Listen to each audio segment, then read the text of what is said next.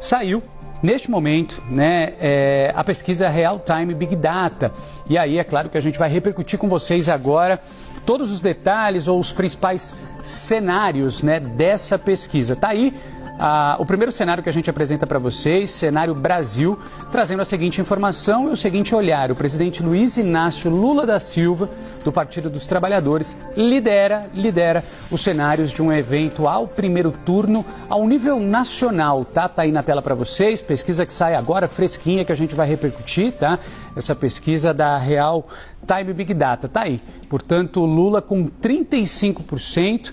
Contra quem vem ali é o filho do ex-presidente Jair Bolsonaro, Flávio Bolsonaro, do Partido Liberal, 17%. Depois a gente tem Ratinho Júnior, Romeu Zema, Ronaldo Caiado, Aldo Rabelo. Enfim, no primeiro cenário aí que a gente traz para vocês, portanto, Lula liderando. A gente já tem Isabel Mega para a gente dividir aí esse espaço com ela, para a gente começar a debater. Vamos lá, segundo cenário. Então, daqui a pouco a gente conversa com a Isabel Mega. Segundo cenário, temos ali, portanto, Lula também liderando com 35%. E um cenário que aparece Flávio Bolsonaro, Eduardo Leite também entrando agora nessa disputa. Então, Flávio com 20%, Eduardo Leite com 7%, tá? Ele está à frente, portanto, também. Agora, a gente traz um terceiro cenário a nível nacional. Lula, mais uma vez, se mantém em primeiro lugar, ali com 35%. Só que nessa disputa agora, nessa pesquisa, nesse terceiro cenário, Tarcísio de Freitas, governador de São Paulo, aparece, do Republicanos. E aí, ele aparece com 26%. Então, a gente está falando de um cenário sem Flávio Bolsonaro entrando como candidato à direita, Tarcísio de Freitas com 26%. Na sequência, a gente tem Ronaldo Caiado, 6%, Zema, Romeu Zema, do Novo, com 5%, e Aldo Rabelo aparecendo com 2%. Indecisos com 3%, e quem não pretende votar, e aí, olha só, uma abstenção bastante grande, 18%, tá? Então a gente está trazendo um compilado desses três primeiros cenários a nível nacional. E agora sim temos Isabel Mega para bater um papo, né, Isabel? Pesquisa fresquinha saindo, a gente repercutindo com a nossa audiência aqui no Novo Dia e mostrando para a turma os números das pessoas que foram ouvidas nas ruas. E nesse primeiro cenário, nível nacional, Lula liderando, né, no primeiro turno com 35%. O que chama a atenção é que Tarcísio de Freitas se aproxima do presidente Lula quando ele aparece na pesquisa, né?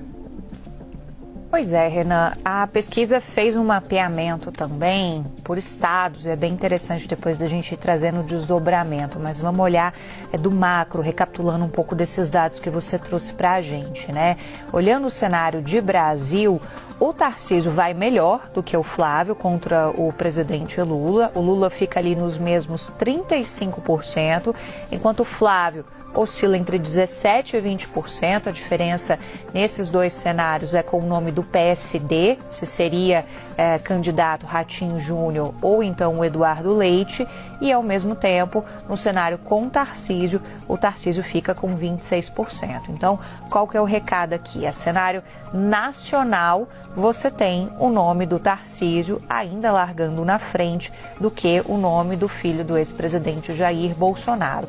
Por que esses primeiros dados, não só da Big Data, como de outros institutos de pesquisa, são importantes da gente analisar? Para a gente já ir conferindo como é que vai ser essa linha histórica da recepção do nome de Flávio Bolsonaro, porque está muito recente o lançamento da pré-candidatura dele, né? Ele se colocando efetivamente na disputa eleitoral, porque até aqui o cenário que a gente tinha ainda era de uma indefinição sobre qual seria a escolha do ex-presidente Jair Bolsonaro, se ele iria escolher pelo nome do governador Tarcísio Gomes de Freitas ou se ele apostaria no familismo. Então, uma vez que ele apostou no familismo, de levar o nome Bolsonaro para as urnas, esses são os primeiros cenários que a gente tem testados e que mostram que, neste momento, a escolha não está colando muito com o eleitor. É claro que é difícil a gente comparar cenários de pesquisas diferentes, são metodologias diferentes, mas feita essas ressalvas, não tem como a gente também não deixar de citar, porque essa pesquisa não mediu rejeição, mas a pesquisa Genial Quest, que foi divulgada ontem, mediu e mostra que o Flávio tem uma rejeição muito alta, de 62%.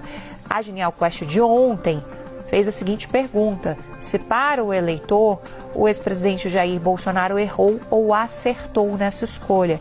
E 54% dizem que Jair Bolsonaro errou. Então, conectando um pouco esses cenários com metodologias diferentes, a gente vê que o nome de Flávio ainda não está colando junto ao eleitorado a nível nacional, mas em alguns cenários ele vai melhor, né? A gente tem que levar em consideração cenários principalmente de estados que são os maiores colégios eleitorais, então aqui entram São Paulo, Minas Gerais, o estado do Rio de Janeiro também, para a gente ir dosando esses cenários. Mas ontem e hoje, com essa pesquisa que a gente traz aqui fresquinha para quem está acompanhando a gente no Novo Dia, os cenários não são muito bons para o bolsonarismo. Ainda vai ter que se recuperar. E isso mostra aqui também aquela divisão da direita, que nesse momento vai beneficiando o ex-presidente Lula. Custa lembrar, né, Renan? Teve um lançamento do nome de Flávio Bolsonaro no cenário presidencial que não agradou nem a própria direita. Eles fizeram uma espécie de voo solo, sem comunicar antes os partidos do Centrão, que estavam muito entusiasmados, principalmente de agosto para cá, fazendo vários testes com o nome do governador de São Paulo, Tarcísio Gomes de Freitas. Se o Centrão tiver voz para escolher, ele escolhe Tarcísio, ele não escolhe Flávio. Então, esse nome vinha sendo testado e a gente viu a postura do governador ao longo de todo esse semestre, principalmente de testar, por exemplo, discursos. Como que era a recepção, se ele abraçava mais ou menos as pautas bolsonaristas, mais ou menos esse discurso mais radical.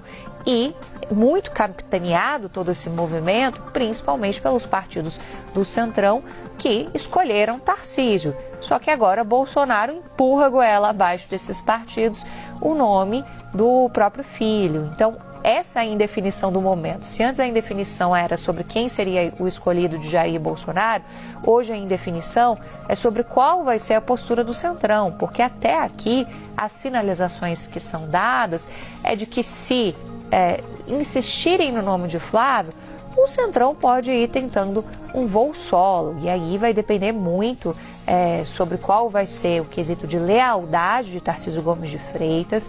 Até aqui a sinalização é de que você tem o nome de Flávio, o Tarcísio provavelmente não vai, mas a política é aquela coisa fluida, que muitas coisas vão acontecendo e as conjecturas vão mudando também, ou outros candidatos. A gente tem os governadores de direita, a gente tem um nome, por exemplo, os nomes do PSD sendo testados. O nome de Ratinho Júnior é sempre o nome que a gente precisa prestar atenção, porque de todos os outros governadores da direita é o nome que consegue ter uma recepção melhor também no eleitorado nacional. A pesquisa testa o nome do Eduardo Leite também.